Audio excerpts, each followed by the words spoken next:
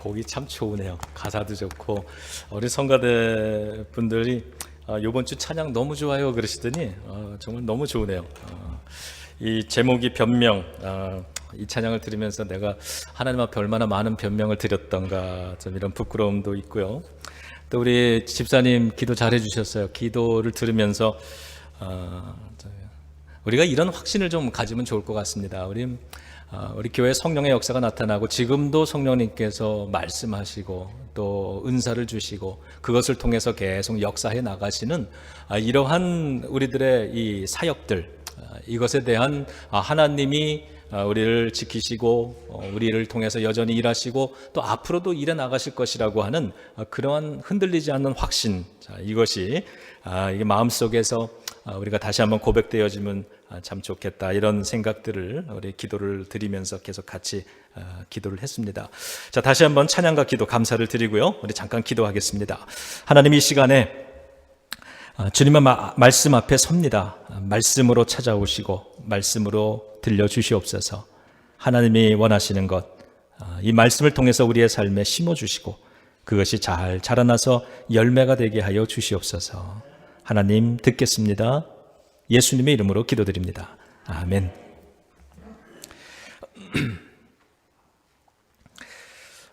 이 회복이 아니라 도약이다, 이러한 제목으로 하나님의 말씀 증거합니다.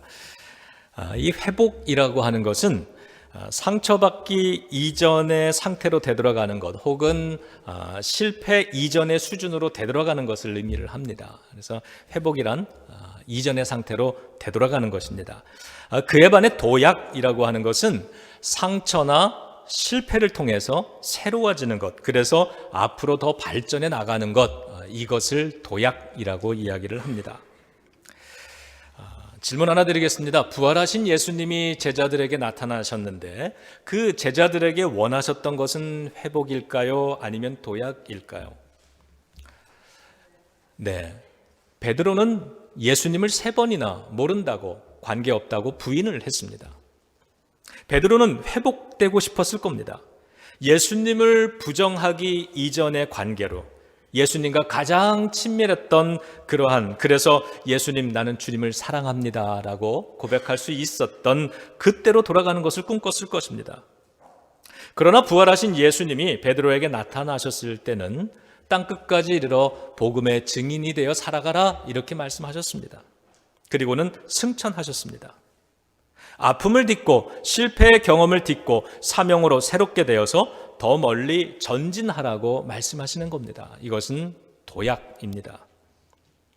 오늘의 본문은 베드로와 120명의 제자들이 도약을 시도하는 모습을 보여줍니다. 그들의 도약은 3가지 분야에서 일어납니다. 공간과 생각과 그리고 그들의 사명입니다. 첫 번째로 도약은 공간에서 일어나는 것을 보게 됩니다. 여러분, 공간은요, 우리 기독교 신앙에 있어서 굉장히 매우 중요한 개념입니다. 하나님께서 천지를 창조하실 때 빛을 만드시고 시간을 만드시고 공간을 만드셨습니다. 그리고 그 공간에, 이 우주 만물, 하나님이 만드신 이 공간 안에 하나님의 영광으로 채우셨습니다. 그래서 시편 8편에 보면 이렇게 노래하는 거죠. 여호와 우리 주여, 주의 이름이 온 땅에 어찌 그리 아름다운지요, 주의 영광이 하늘을 덮었습니다. 아브라함이 태어나서 살던 자기의 고향 땅, 우상을 섬기던 땅이 있었습니다. 하나님은 그곳을 떠나라고 명령을 합니다. 그래서 내가 너에게 약속할 땅, 그 믿음이 있어야만 갈 수 있는 그 땅으로 가라고 그렇게 말씀하셨고, 아브라함은 떠납니다. 그래서 새로운 삶의 자기의 바운더리, 자기의 삶의 공간을 바꾸는 것입니다. 집을 떠나서 도망가던 야곱이 광야 들판에서 잠을 자게 됩니다. 마음이 여러 가지 심란하고 두렵고 그랬겠죠. 그가 잠을 못 이루고 누워있다가 일어나서 거기에서 예배를 드립니다. 그 순간 그가 있는 그 공간은 단순한 광야 들판이 아니라 광야 들판에서 하나님의 집 베델로 변화되는 겁니다. 그리고 하나님의 축복은 그 광야 빈들에 내려진 것이 아니라 그가 예배드리는 그 처소, 베델이라고 이름 짓는 그곳에 내려지는 것입니다. 어제 저녁 때 셀 모임에 초청을 받아서 셀 모임에 참석하고 시간을 함께 좀 보내고 왔습니다. 이 다이닝룸의 그 식탁에 우리가 둘러 앉았고요. 거기서 먼저 식사를 했습니다. 그리고 식사를 마치자마자 그 자리에서 우리가 찬양을 드리고 그리고 신앙의 권면과 고백과 이런 것들을 함께 나누었습니다. 공간을 바꾼 겁니다. 식사의 자리를, 식당을 우리는 예배의 자리로, 간증의 자리로 바꿨습니다. 오늘 본문 사도행전 1장에서 제자들이 보여주고 있는 도약의 모습도 공간을 바꾸는 것입니다. 오늘 13절에 보면 그들이 유하는 다락방으로 올라가니 그랬습니다. 다락방, 그들이 유한다, 이건 그들의 숙소였습니다. 그리고 14절에 가면 그곳에서 마음을 같이하여 오로지 기도에 힘썼더라, 이렇게 얘기를 합니다. 제자들은 숙소였던 다락방을 어떻게 바꾼 겁니까? 그 공간을 기도의 공간으로 바꾼 것입니다. 어쩌면 그 제자들이 어려운 가운데 있었기 때문에 그들이 한자리에 모였을 때 아마도 현재 벌어진 그 상황 때문에 그들은 그 다락방을 비판의 공간으로 만들 수도 있었을 것입니다. 실망의 공간으로 만들거나 혹은 분노의 공간으로 만들 수도 있었지만 그들은 그렇게 하는 대신에 오로지 기도에 힘썼다고 말을 합니다. 그런 오로지 기도하는 공간으로 변화시킨 것입니다. 그리고 얼마 후에 그 장소엔 성령님께서 임재하신 겁니다. 여러분, 우리들이 모임을 가질 때, 어떤 만남을 가질 때 그것이 어디가 되었든지 그 장소를 창조적이고 복음적인 내용으로 채우시기를 주님의 이름으로 부탁을 드립니다. 우리가 이 예배를 마치고 삶의 자리로 돌아가면 일주일의 이 삶, 이 삶의 현장도 우리는 기도의 장소로 바꿀 수 있는 것이고 그곳을 이런 말씀의 자리로 바꾸고 예배의 자리로 만들 수 있는 것입니다. 그러한 때에 도약이 일어나는 거죠. 우리가 살아가는 그 공간, 내가 지금 있는 이 공간을 다른 것들이 아니라 부정적인 것이나 비판적인 것이나 아니면 우울한 것이나 어두운 것이나 이런 것이 아니라 성령님의 임재가 일어나는 장소로 바꾸어 드리는 것. 이럴 때 우리의 믿음에, 우리의 삶의 인생에 도약이 일어나는 것입니다. 그래서 인생의 도약, 믿음의 도약을 원할 때 우리는 그 모임의 자리에서 스스로에게 이렇게 질문할 수 있는 것입니다. 자, 저를 따라해 보시죠. 지금 우리 공간의 분위기는 영적인가? 이 질문을 계속해서 드리는 겁니다. 저도 사람을 만나서 커피를 마시거나 대화를 할 때 그때 종종 이런 기도를 합니다. 마음속으로, 하나님, 제가 지금 이분에게 어떻게 말을 해야 됩니까? 가르쳐 주세요. 왜냐하면 이 성령께서 내 입술에 할 말을 가르쳐 주신다고 그랬으니까. 그래서 뭐 상담을 할 때나 아니면은 어려운 이야기, 고민들 이런 것들을 함께 나눌 때, 혹은 어떤 일에 대한 비판적인 이야기를 이렇게 그럴 때 하나님, 내가 이분에게 어떻게 이야기하기를 원하십니까? 무슨 이야기를 해야 되는지 지혜를 주세요. 그러죠. 그리고 이 공간에 그냥 우리가 뭐 한 2시간 셀을 모인다 그러면은요, 1시간 반 동안 밥을 먹으면서 우리가 그냥 뭐 이런저런 이야기, 친교 나누는 이야기로 다 써버릴 수도 있지만, 그러나 그 자리를 기도의 자리로 만들고 말씀의 자리로 만들고 그렇게 해서 이 공간을 지금 나는 어떻게, 이 공간의 분위기는 얼마나 영적인가, 이런 질문을 계속해서 던져보는 겁니다. 자, 두 번째는 도약은 생각에서 일어나는 것을 봅니다. 120명의 제자들이 모여서 기도했거든요. 그런데 그 자리에서 베드로가 일어나더니 큰 소리로 말을 하기 시작합니다. 약간 좀 뜬금없죠. 일어나서 사람들이 있는 그 기도를 다 열심히 한 그 자리에 사람들에게 말을 하기 시작했는데, 가만히 묵상을 해보면 오늘 베드로가 하고 있는 말은 거기에 모여 있는 사람들의 생각을 복음적으로, 성서적으로, 그리고 건전한 방향으로, 긍정적인 방향으로 선도하려고 애를 쓰는 것을 보고 알 수 있게 됩니다. 여러분 한번 16절 찾아서 같이 좀 읽어보죠. 뭐라 그러나? 자, 16절 시작. 형제들아, 성령이 다윗의 입을 통하여 예수 잡는 자들의 길잡이가 된 유다를 가리켜 미리 말씀하신 성경이 응하였으니 마땅하도다. 이게 무슨 뜻입니까? 베드로는 이렇게 말하고 있는 겁니다. 여러분, 예수를 잡으려고 하는 그러한 유대교 지도자들 혹은 로마의 그러한 정치인들, 이런 사람들의 앞잡이 노릇을 해서 예수를 팔아먹은 건 분명 유다가 잘못한 일입니다. 그는 어리석었고 우리 모두에게 큰 피해와 상처를 준 장본인인 것은 맞습니다. 그러나 그러한 일이 벌어질 것을 성경은 이미 알고 있었고 예언되었습니다.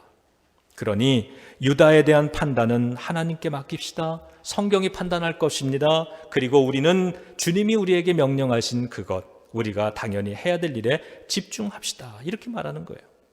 여러분, 베드로가 왜 이런 말을 했을까요? 베드로가 이런 이야기를 하는 이유는 바로 그 뒷구절 때문입니다. 18절, 19절, 여러분 우리들의 성경에는 괄호로 묶어놨습니다. 저는 이 괄호의 내용은 그 당시 사람들이 수군대던 말이었을 것이라고 그렇게 생각을 합니다. 제가 읽어보겠습니다. 이 사람이 불의의 삭스로 밭을 사고 예수님을 팔은 그걸로 밭을 샀다는 말이죠. 후에 몸이 곤두박질하여 배가 터져 창자가 다 흘러나온지라 이 일이 예루살렘에 사는 모든 사람에게 알려져 그들의 말로는 그 밭을 아겔다마라 하니 이는 피밭이라는 뜻이다. 그러니까 예루살렘에 있는 모든 사람들이 이 이야기를 알았고 그들이 말로 계속해서 피밭이다. 그러니까 이 사람들이 모일 때마다요 가룟 유다 얘기를 했던 거예요. 그리고 그가 어떻게 죽었는가, 그가 가룟 유다는 저주를 받았어, 예수님 팔아먹더니 저주를 받아 비참하게 죽었잖아. 모일 때마다 사람들이 이런 얘기를 하는 거예요. 수근수근 되는 거예요. 베드로는 그게 불편했던 겁니다. 그게 마음이 아팠던 거죠. 그래서 모일 때마다 그런 거에 소비하지 말고 우리 다 그런 거 중단합시다. 그리고 우리의 생각을 성서적으로 바꿔봅시다 그러는 거예요. 사람들이 가룟 유다에 대한 인간적인 수준의 이야기에 매여 있을 때 베드로는 생각의 도약을 이루어냅니다. 시편의 이야기를 사람들에게 소개하면서 이 시편의 말씀대로 우리가 지금은 성서적이고 복음적인 생각으로 우리의 도약을 이루어내야 되는 때입니다. 이렇게 말하고 있는 거예요. 여러분, 가룟 유다의 일에 대해서는 성경적으로 생각합시다. 성경이 이미 말씀하신 내용대로 이루어진 것이니 유다에 대해서는 하나님이 판단하시도록 하고 우리는 시편의 말씀을 따라 우리가 마땅히 해야 할 일을 합시다.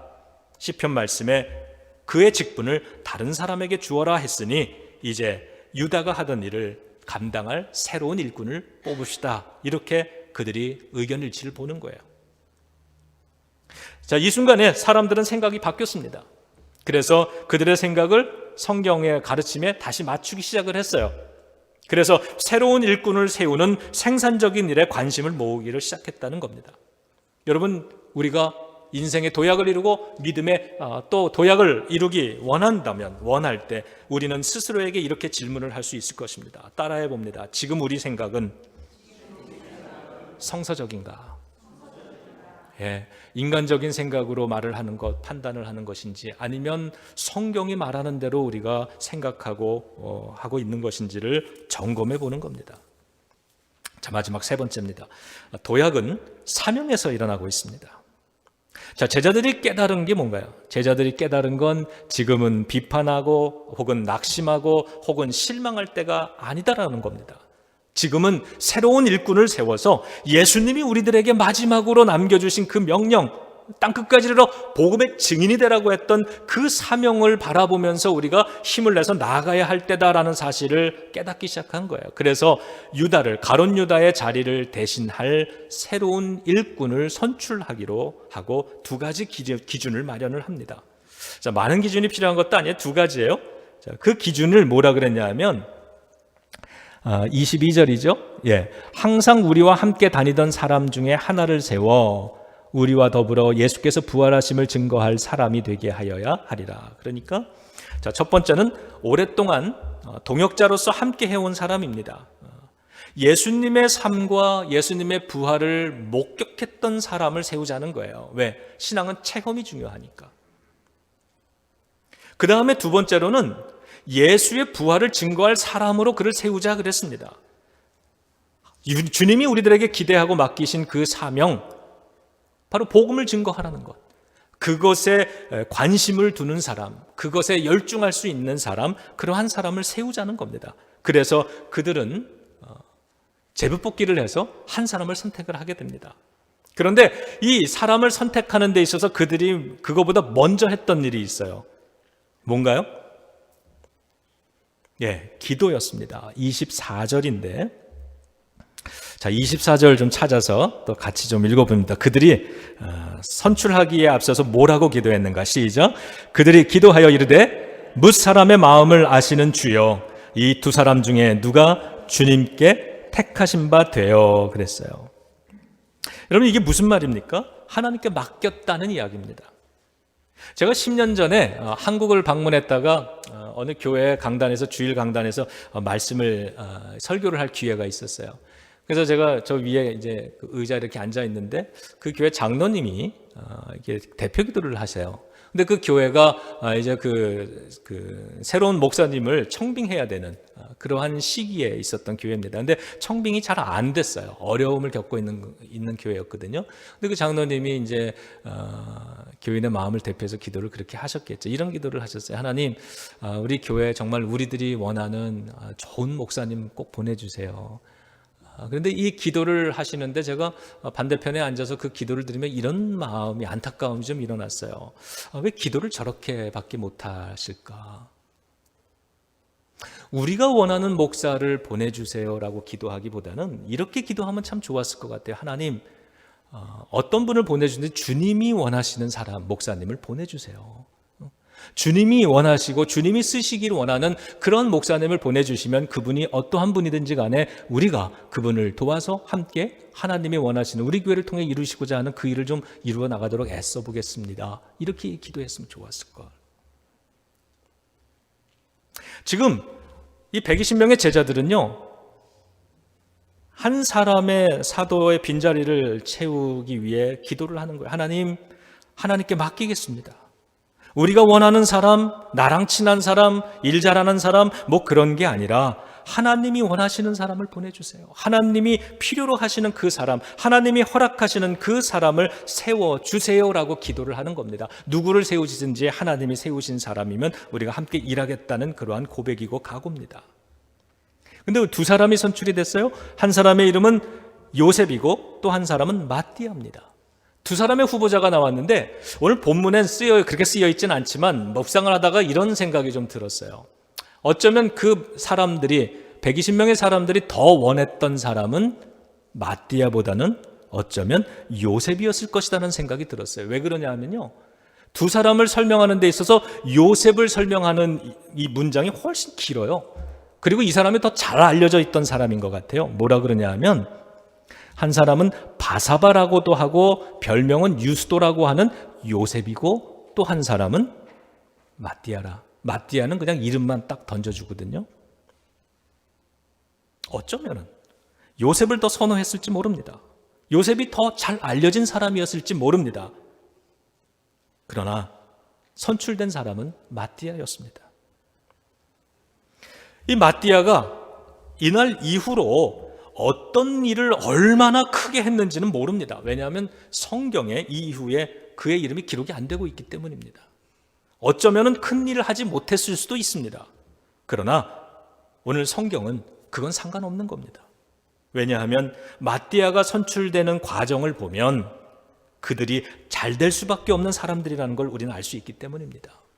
그들은 주님께 맡겼고 주님이 선출한 사람과 함께 일했고, 지금은 가룟 유다에 대한 그런 많은 이야기들, 이런 것이 아니라 주님이 맡겨주신 그 사명으로 도약해야 된다는 것에 마음을 두고 있었기 때문에 그렇습니다.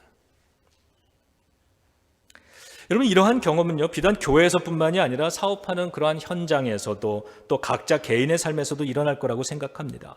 우리들 각자의 이 내면에는요, 빈 공간이 있을 때가 있습니다. 빈 공간이 있어요. 내가 예수 믿기 전에, 은혜를 알기 전에 잘못된 가치관 혹은 죄로 채워져 있던 공간이에요. 그런데 예수를 믿고 은혜를 체험하고 나서 그것을 내가 덜어냈어요.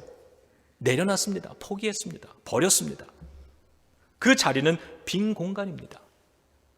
이제 곧바로 그 빈 공간을 거룩하고 가치 있는 새로운 사명으로 채워 넣어야만 합니다. 그렇지 않으면은요, 그 빈자리에 또 다른 잘못된 습관이나 다른 타협점, 다른 욕심으로 금방 채워지기 때문에 그렇습니다. 그것을 예수님은 마태복음 12장에서 이렇게 설교하셨어요. 더러운 귀신이 사람에게서 나갔을 때에 물 없는 곳으로 다니면서 쉬기를 구하되 쉴 곳을 얻지 못하고 이에 이르되 내가 나온 내 집으로 돌아가리라 하고 와보니 그 집이 비고 청소되고 수리되었거늘 이에 가서 저보다 더 악한 귀신 7을 데리고 들어가서 거하니 그 사람의 나중 형편이 전보다 더욱 심하게 되느니라. 이 악한 세대가 또한 이렇게 되리라 그랬어요. 이건 귀신의 이야기만이 아니라는 겁니다. 이 세대의 이야기, 우리 인생의 이야기라는 거죠. 자, 헛되고 부질없는 것을 비워낸 그 빈자리를 거룩한 습관으로 사명으로 채워놓지 못하고 빈 공간으로 남겨놓으면요, 이전보다 더 잘못될 수 있다는 의미예요. 이런 거죠. 술을 끊었더니 도박에 빠져버리는 거예요. 다른 좋은 습관으로, 다른 사명으로, 다른 가치로 그 빈자리를 채워넣었어야 되는 거죠. 사도행전에서는요, 오늘 본문에서는 예수님을 팔은 가룟 유다의 빈자리가 있었어요. 그 빈자리를 무엇으로 채우나 사람들은 계속해서 가십으로 채우고 원망으로 채우고 비난으로 채웠단 말이에요. 그런데 그들은 오늘 그 빈자리에 예수의 부활을 증거하는 마띠아로 채워넣는 겁니다. 그래서 사도행전의 교회가 희망이 있었던 겁니다. 여러분, 교회는 그러면 되는 거잖아요. 우리의 인생도 그러면 되는 거잖아요. 왜냐하면 하나님의 역사는 계속되기 때문입니다. 여러분, 사람들이 이끌어가는 역사인 것처럼 보이죠? 근데 그렇지 않습니다. 하나님이 이끌어가시는 하나님의 역사입니다. 하나님의 뜻이 하늘에서 이루어진 것처럼 이 땅에서도 이루어져 가는 그 역사인 것입니다. 그러므로 우리는 하나님 앞에 순종하고 우리가 감당해야 되는 그 일, 주님이 맡겨주신 그 일로 우리가 그 사명으로 새로워져서 우리가 새로운 도약의 길을 계속해서 찾아 나가면 되는 겁니다. 그러므로 인생의 도약, 믿음의 도약을 원한다면 우리가 스스로에게 계속 이렇게 질문해야 되는 겁니다. 자, 마지막 세 번째 따라합니다. 지금 우리가 하려는 일은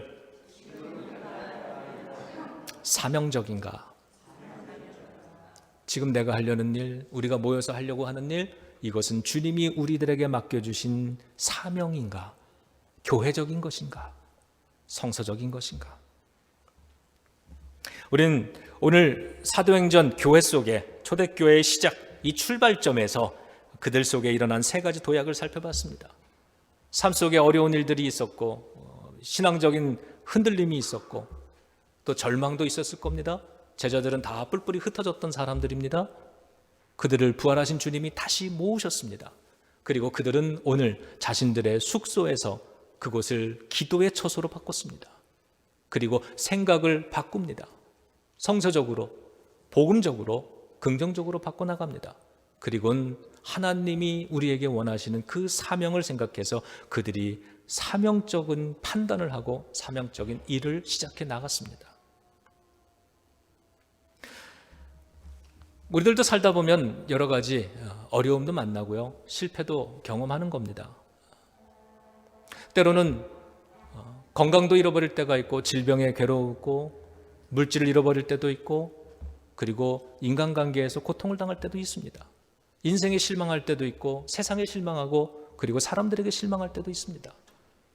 어쩌면 그런 실망은 교회를 향해서 교회로부터도 받는 것일 수도 있습니다. 내 자신에게서 얻는, 내 스스로에게서 얻는 실망도 있을 겁니다. 그런데 중요한 건 우리가 예수를 믿는다라고 하는 것은 그것에서 계속해서 그 이전의 생활을 그리워하면서 회복을 꿈꾸는 보다는 이 고통을 통해서, 이 고난을 통해서 하나님, 이 고난도 나에게는 유익이 됩니다. 오늘의 이 어려움을 통하여서 내가 주님 앞에 더 순종하고 더 새로운 사람이 되어서 이제 이 고난을 발판으로 해서 내가 더욱 강해지고 내가 더욱더 신앙적으로 든든해지고 하나님 주님이 원하시는 그 새로운 사역으로 내가 도약해 나가겠습니다. 이것이 성경이 보여주고 있는 사도행전의 시작이고 그리고 우리 믿는 사람들의 모습이라 믿습니다. 자, 오늘 세 가지 도약을 살펴봤죠. 지금 이곳의 분위기는 영적인가? 이 공간을 영적으로 채우는 겁니다. 지금 우리의 생각은 성서적인가? 지금 우리가 하려는 일은 주님이 맡겨주시고 기대하시는 사명적인 것인가? 오늘 성경은 우리에게 말씀합니다. 회복이 아니라 도약이라고. 뒤를 돌아보기보다는 땅끝을 바라보라고 말씀합니다. 새로운 삶으로 도약하라고 말씀합니다. 그러한 저와 여러분들, 우리